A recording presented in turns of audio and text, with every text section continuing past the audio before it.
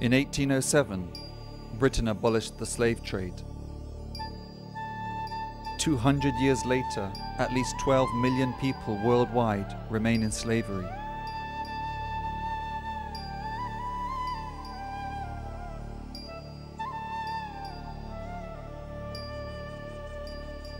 India has more slaves than any other country in the world. Today, millions of people are trapped in the chains of debt bondage. They are forced by poverty to borrow money from rich landlords, and in return they become their slaves, like these bonded laborers working at a brick kiln.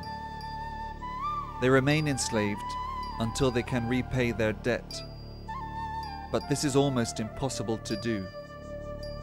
Landlords use threats, exploitation and violence to keep bonded laborers in slavery.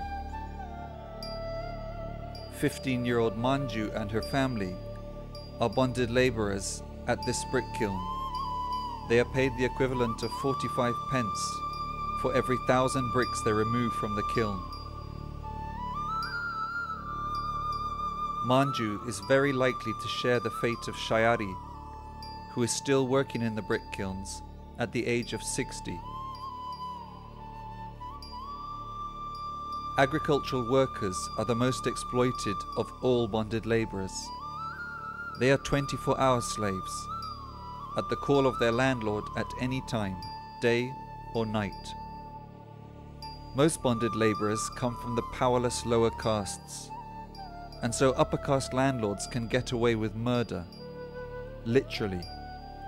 Gurpreet Singh holds a photo of his father Balbir, who was murdered by his landlord because he was unable to repay his debt.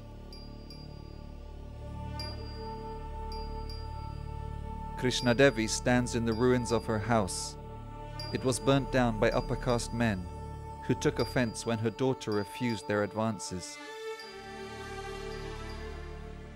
Indian activists, however, are managing to free some slaves using exactly the same tool as anti-slavery campaigners 200 years ago, the law. Bonded labor is illegal in India, and Jai Singh, founder of the organization Volunteers for Social Justice, has spent the past 20 years putting this law into action. Volunteers for Social Justice identifies the bonded laborers and help to release them. Activists from Volunteers for Social Justice arrived at this brick kiln with a court order to free the bonded laborers who were trapped here. They rushed to pack their belongings and escape to freedom.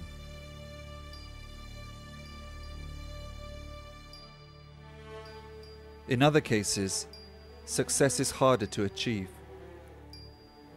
At another brick kiln, bonded laborers explain their plight to government officials in the hope that they will be freed.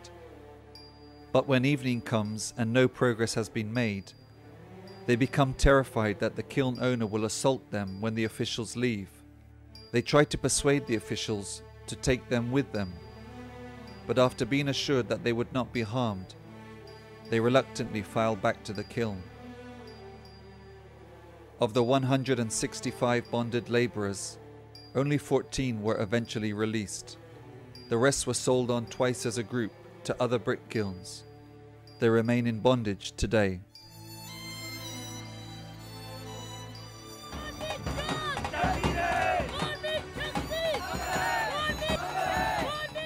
But Indian activists remain hopeful. Each year they organize a huge rally against slavery. This year the march was led by 12-year-old Satnam Singh. The fight for freedom lives on.